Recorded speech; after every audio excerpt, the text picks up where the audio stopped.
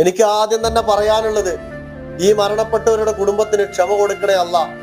നമ്മളെല്ലാവരും വളരെ വിഷമത്തോടുകൂടെ കേട്ടിരുന്ന ഒരു വാർത്ത, കുവൈത്തിലെ ബിൽഡിങ്ങിൽ തീപിടുത്തമുണ്ടായിട്ട് കുറെ സഹോദരന്മാർ മരണപ്പെട്ടു.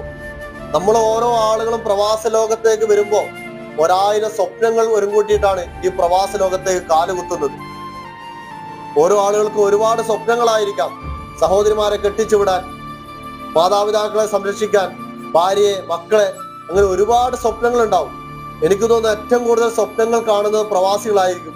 അവരുടെ ഓരോ ദിവസവും ഒരുപാട് സ്വപ്നങ്ങളുമായിട്ടായിരിക്കും അവർ മുന്നോട്ട് പോകുന്നത്. പക്ഷെ ഈ സഹോദരന്മാരൊക്കെ അവരുടെ സ്വപ്നങ്ങളെല്ലാം ബാക്കിയാക്കിയിട്ട് അവരുടെ നാട്ടിലേക്ക് യാത്രയായി. കാരണം ഞാനും ഒരു പ്രവാസിയാണ്. കാരണം ഓരോ പ്രവാസികളെയും നമ്മളെ പ്രതീക്ഷിച്ചിട്ട് നമ്മുടെ വീട്ടിൽ നമ്മുടെ അമ്മമാര്, ഭാര്യ, മക്കൾ എല്ലാവരും കാത്തിരിക്കുന്നവരാണ്.